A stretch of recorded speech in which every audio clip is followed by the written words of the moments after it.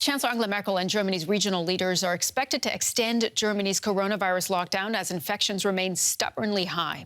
Schools are currently closed, and the current restrictions were originally due to expire next week. Now parents are bracing for yet more home-based learning. Students in Germany have not yet returned to the classroom after the Christmas break. Most schools will stay closed until January 10th, while others are offering virtual lessons. Germany's federal and state governments now have to decide on the way forward as calls grow for schools to stay closed even longer or to only open partially. In Berlin, opinions on the matter vary. I have two children myself, one in high school and one in elementary school. I think schools should remain closed a little longer, even though it's difficult for us parents. Perhaps we can find a good balance with some learning at home and others allowed to be in school. I think that as long as the lockdown stays in place, and I expect it will be extended, children should stay at home. Hope for a return to normal lies with the vaccine. As of Monday, Germany had administered almost 266,000 jabs. But the government is coming under pressure. Its vaccination program has been criticized for being slow and chaotic. German Health Minister Jens Spahn defended his government's plan. One issue is the vaccine delivery. BioNTech Pfizer have always said they could only produce 50 million doses worldwide by the end of 2020. That explains this initial shortage. The second issue is that those German states that are vaccinating are doing so mostly in nursing homes. We have always said that this will take a little longer because, of course, the process there is more complicated. New cases and deaths have remained high over the holiday period. Now, medical experts report Germany's critical care units are nearing capacity. Let's bring in DW's Julia Saudelli with the latest on this story. Hi, Julia. There are media reports that lockdown measures could get even tougher in Germany. So what is going to be decided today? What we know is that there is consensus for the current lockdown to be extended at least till the end of January. And media reports are now talking about the Chancellor Angela Merkel wanting to put forward a proposal to sharpen the measures and to introduce a limitation to where people can go outside their homes in the areas that are most affected by the coronavirus. This suggestion comes after having spoken to health experts here in the country. We will see how that will go down with the state premiers. Another issue, as we saw in the report, is schools. They will have to decide what to do going forward, whether to keep them closed, open partially, or what solution to go along with.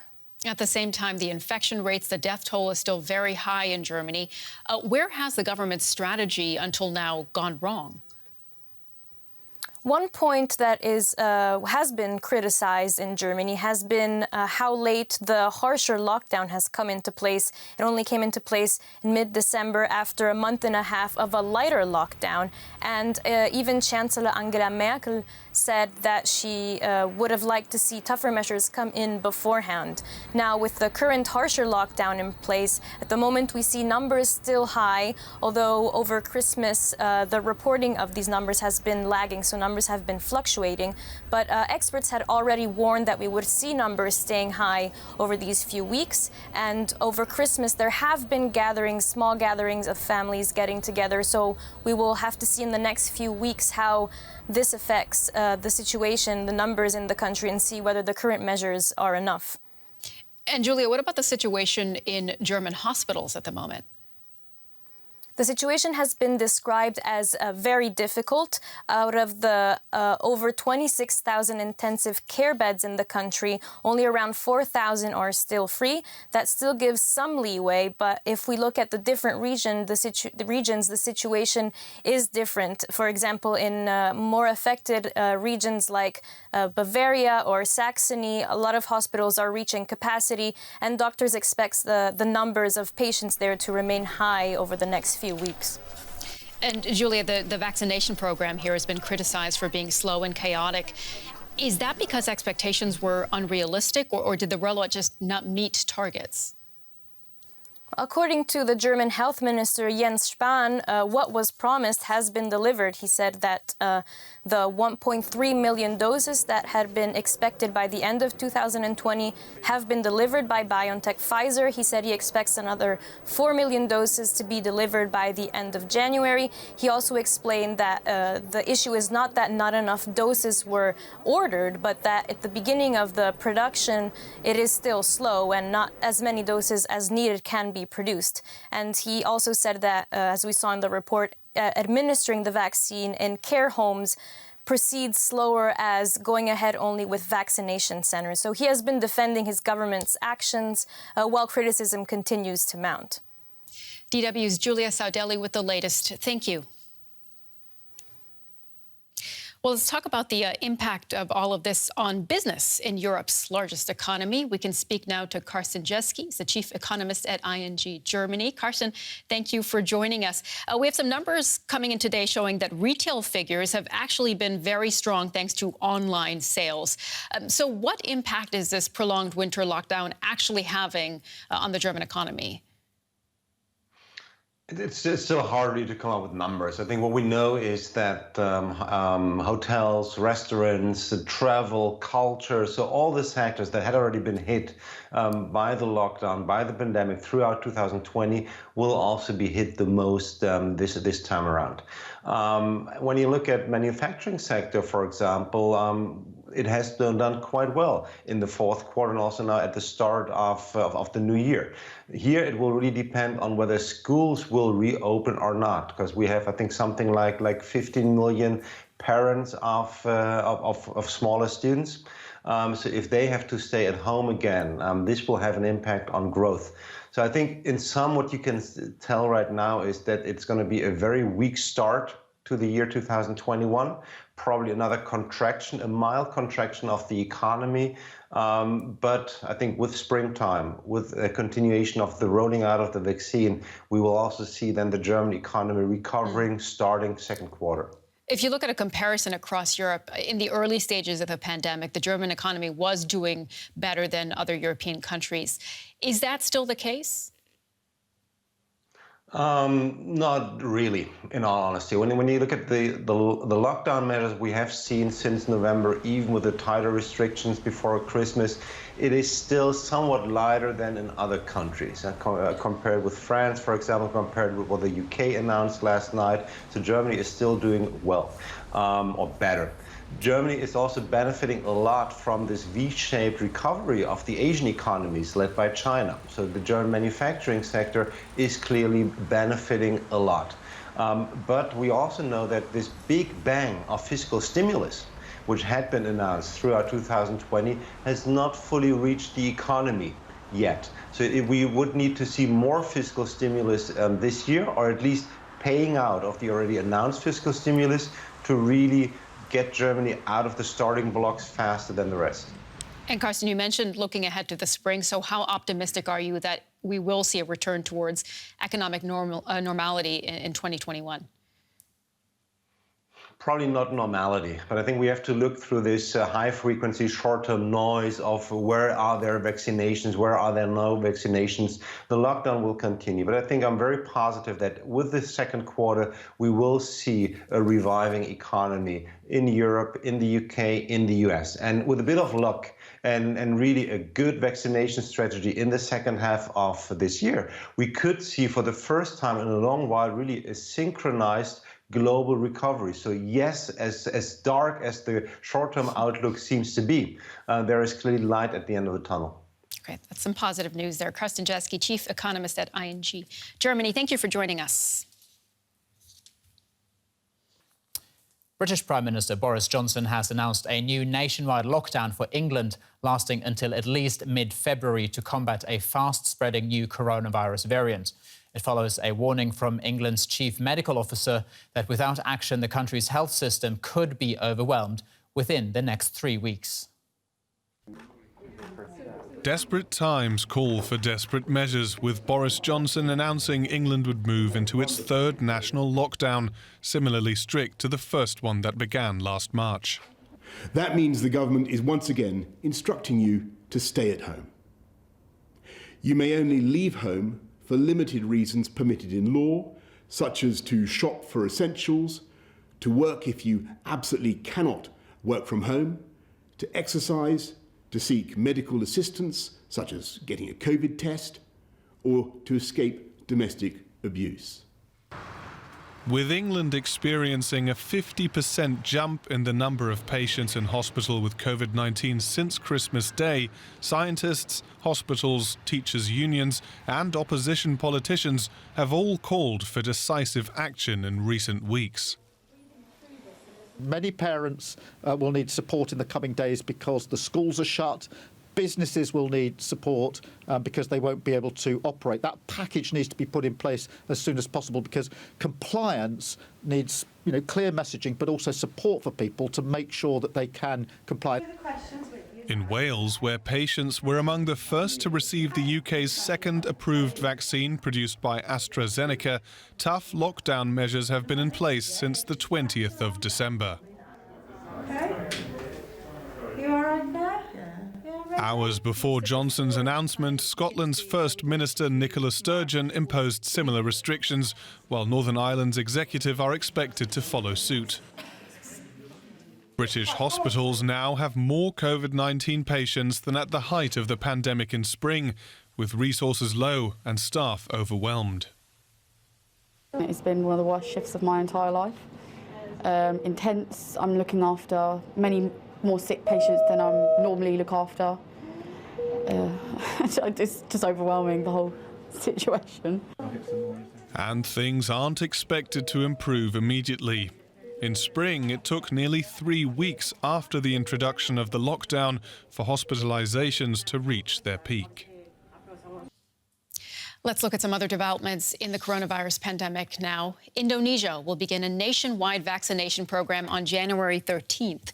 President Joko Widodo will be given the first shot of the vaccine made by a Chinese firm. Brazil is reporting at least 2 cases of the new, more contagious coronavirus variant, one of them after contact with travelers from Europe. Mexico has granted approval to the AstraZeneca Oxford vaccine. That makes it the second vaccine to get the go-ahead there. Meanwhile, Israel has approved the use of the Moderna COVID-19 vaccine, becoming the 3rd country in the world to do so after the U.S. and Canada. Israel's vaccination program has advanced more quickly than anywhere else in the world. Well over 1 million people have received the BioNTech shot, around 15% of the population. Officials say they've secured 6 million doses of the Moderna vaccine, and first deliveries are expected very soon. And let's go to Jerusalem now. We can speak to journalist Sami Sochel. Sami, good to see you.